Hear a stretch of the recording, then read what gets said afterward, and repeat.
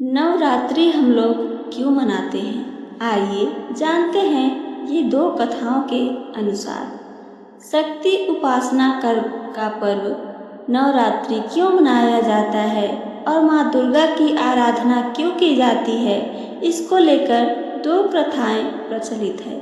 नवरात्रि की प्रथम कथा, एक कथा के अनुसार लंका युद्ध में ब्रह्मा जी ने श्री राम से रावण वध के लिए चंडी देवी का पूजन कर देवी को प्रसन्न करने को कहा और विधि के अनुसार चंडी पूजन और हवन हेतु दुर्लभ 108 नीलकमल की व्यवस्था भी करा दी। वहीं दूसरी ओर रावण ने भी अमरत्व प्राप्त करने के लिए चंडी पाठ प्रारंभ कर दिया। यह बात पवन के माध्यम से इंद्रदेव ने श्री राम तक पहुंचवा दी। इधर रावण ने मायावी तरीके से पूजा स्थल पर हवन सामग्री में से एक नीलकमल गायब कर दिया, जिससे श्री राम की पूजा बाधित हो गई। श्री राम का संकल्प टूटता नजर आया। सभी में इस बात का भय व्याप्त हो गया कि कहीं माँ दुर्गा कुपित तो नहीं हो गई। तभी श्री राम को याद आया कि उन्हें कमल नयन नवकंज लोचन भी कहा जाता है, तो क्यों ना एक नेत्र को वह माँ की पूजा में समर्पित कर दे। श्री राम ने जैसे ही तुनीर से अपने नेत्र को निकालना चाहा, तभी माँ दुर्गा प्रकट हुई और कहा कि वह पूजा से प्रसन्न हुई और उन्होंने विजयश्री का आशीर्वाद दिया। दूसरी तरफ रावण की पूजा के समय हनुमान जी ब्राह्मण बालक का रूप धरकर वहां पहुंच गए और पूजा कर रहे ब्राह्मणों से एक श्लोक जया देवी भूर्ति हरिणी में हरिणी के स्थान पर करिणी उच्चारित करा दिया।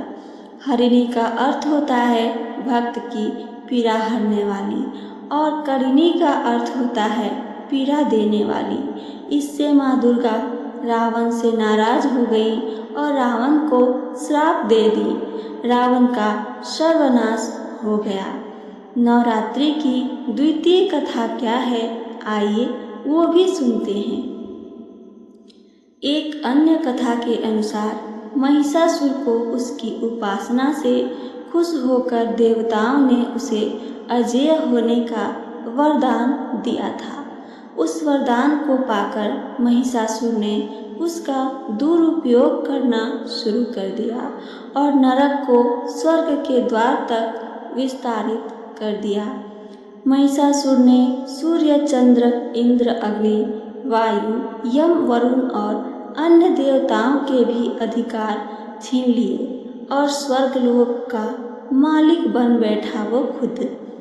देवताओं को महिषासुर के भय से पृथ्वी पर विचरण करना पड़ रहा था। तभी महिषासुर के दुस्साहस से क्रोधित होकर देवताओं ने माँ दुर्गा की रचना की। महिषासुर का वध करने के लिए देवताओं ने अपने सभी अस्त्र शस्त्र माँ दुर्गा को समर्पित कर दिए थे, जिससे वह बलवान हो गई थी। 9 दिनों तक उनका महिषासुर से संग्राम चला था और अंत में महिषासुर का वध करके माँ दुर्गा महिषासुरमर्दिनी कहलाई थी। वर्ष में 2 बार नवरात्रि क्यों आती है, आइए आगे ये भी जानते हैं। नवरात्रि साल में 2 बार मनाए जाने वाला इकलौता उत्सव है। एक नवरात्रि गर्मी की शुरुआत पर चैत्र में और दूसरी शीत की शुरुआत पर आश्विन मास में। गर्मी और जाड़े के मौसम में सौर ऊर्जा हमें सबसे अधिक प्रभावित करती है, क्योंकि फसल पकने, वर्षा जल के लिए बादल संघनित होने, ठंड से राहत देने आदि जैसे जीवन उपयोगी कार्य इस दौरान संपन्न होते हैं। इसलिए पवित्र शक्तियों की आराधना करने के लिए यह समय सबसे अच्छा और उचित माना जाता है। प्रकृति में बदलाव के कारण हमारे तन, मन और मस्तिष्क में भी बदलाव आते हैं। इसलिए इसलिए शारीरिक और मानसिक संतुलन बनाए रखने के लिए हम उपवास रखकर शक्ति की पूजा करते हैं। एक बार इसे सत्य और धर्म की जीत के रूप में मनाया जाता है, वहीं दूसरी बार इसे भगवान श्री राम के जन्मोत्सव के रूप में मनाया जाता है। शक्ति की आराधना से विजय प्राप्त होती है। श्री राम ने माँ दुर्गा की उपासना कर रावण पर विजय प्राप्त की थी, जिससे सिद्ध होता है कि सच्ची भक्ति और श्रद्धा से असंभव को भी संभव किया जा सकता है।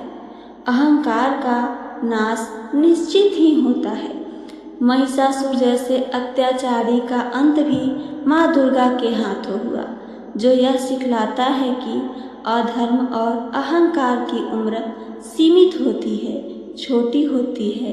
सत्य और धर्म की सदा ही जीत होती चली आ रही है।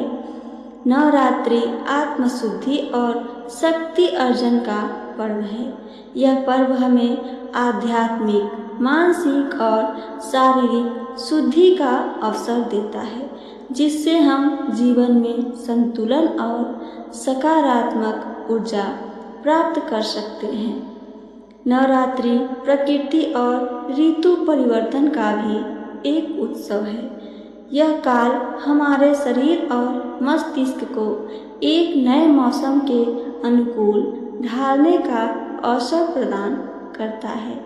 इसलिए उपवास और साधना का इसमें विशेष महत्व है। माँ दुर्गा भक्तों की हर विपदा हरती हैं।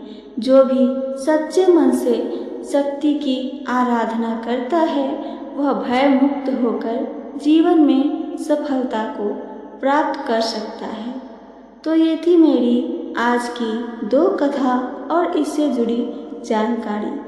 मेरी कथा और इससे जुड़ी जानकारी आप सबको पसंद आई हो तो चैनल को सब्सक्राइब करके वीडियो को लाइक करना ना भूलें। साथ साथ अपना एक प्यारा सा कमेंट करके हमें ज़रूर बताइए मेरी कहानी कैसी लगती है आप सबको। सुनने के लिए धन्यवाद दोस्तों। जय माता दी।